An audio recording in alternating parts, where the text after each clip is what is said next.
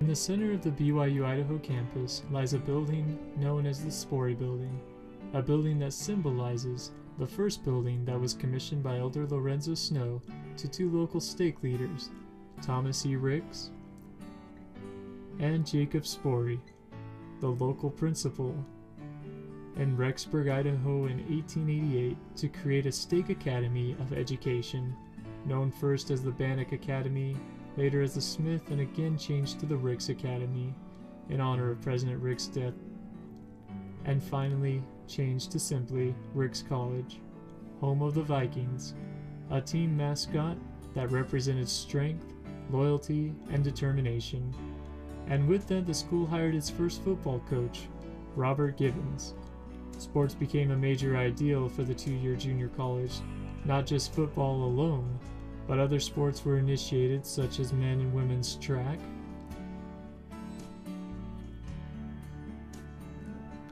basketball, baseball,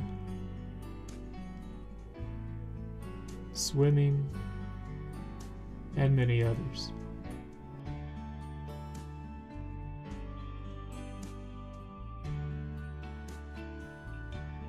I was wrestling, and then I had a job in what was intramurals, which is rec sports now, as an official. So I kind of had a little bit of an impact there as an official, and then also as a varsity athlete when they made the announcement that they had started the activities program. The announcement came in June of 2000. Okay. Then President Bednar, Elder Bednar today, was the president of Ricks College. President Hinckley was the president of the church.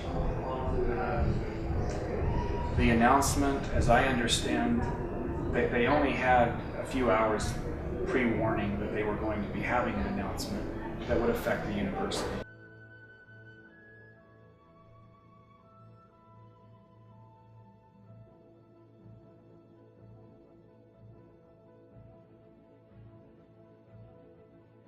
With this dramatic change, what would become of the strong image of the Viking and the athletic teams which had garnered Ricks College so much national attention?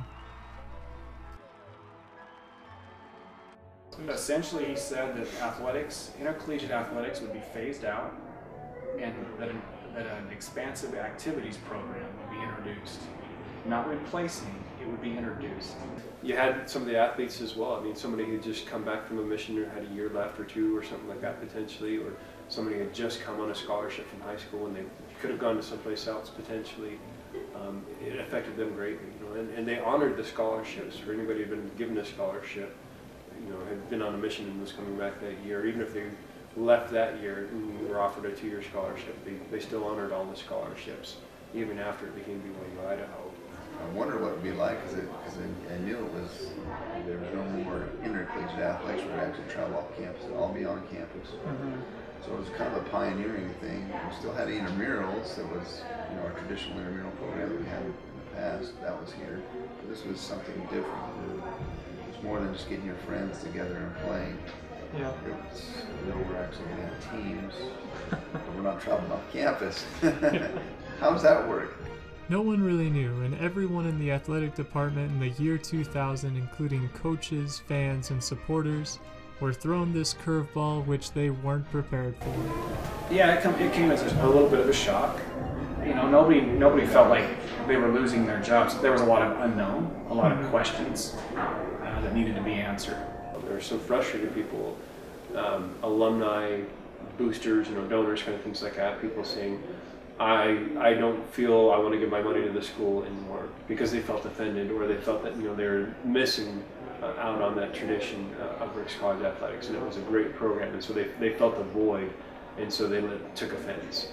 And President Bender, I think, did a really good job, instead of saying, look at the prophet, it's the prophet's fault, or something like that, being able to say, this is the direction that the prophet received from God, and blame me as the president if you want. I'm the one who has to implement it, to be able to work forward. And there's going to be things that are, we're going to have to figure out going forward with this and the implementation. So he didn't deflect, he didn't point up the chain and go, it's not me. Kind of like he took it squarely on the shoulders and said, I'm the president. I'm going to make it happen. You took full responsibility then? Yeah.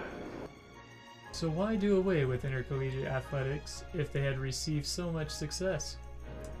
One thing that it all boiled down to was money. As the location of Ricks College being in Rexburg, Idaho, it was very costly for the teams to commute back and forth between games. And with Ricks becoming now BYU Idaho, even more money would be required to fund the department as a 4-year college program. The second reason that was given by then President Bednar over the university at that time is that this new activities program gets people out of the stands and into the games. And that's part of the beauty of activities is you can come in, you get booked, you learn all of the things that you need to learn in an academic setting. But too often people don't get to experience them. And the real learning comes when you experience and you act for yourself. In the new activities program, students have great opportunities to get out there and compete. One student, David Clegg, said of the program, "I love that we have a chance to play the sports that we really all love to play, and to do it in such an amazing environment where everyone is there simply for love of the game."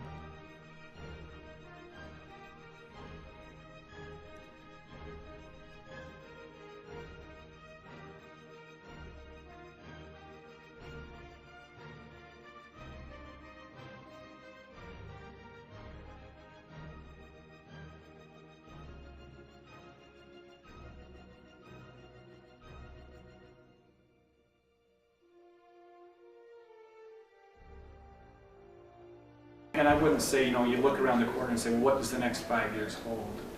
I'm not sure. I'm not sure. I know what we're trying to achieve. Elder Bednar talks a lot about the power of acting, and that's what our mission statement is to help people learn to act for themselves, because there's power in that as they start to see what it is they can do by not being reactive but being proactive, seeing what's out there and trying to improve it. And that's what we're after every day, is trying to improve the program. And it's hard if I look back 5 years and say, do I think that I know that we would be where we are today 5 years ago? Yeah.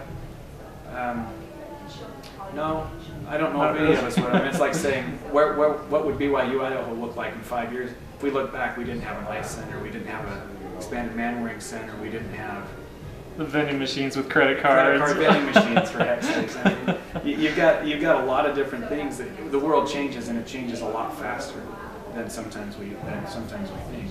What I've learned in my experience here in the past few years, or over the last 12, 15 years that I've been here, is that when the world says it'll take 2 or 3, 4 years to get to where you think you'll be, you take that time and cut it in half. Okay. That's BYU Idaho's pace. It's really an accelerated pace. It's an exciting place to be, and there's never a dull moment. If you come to work and you say, I just don't know what I'm going to do today, I'm not sure where they work, because there's always something exciting and something new to work with.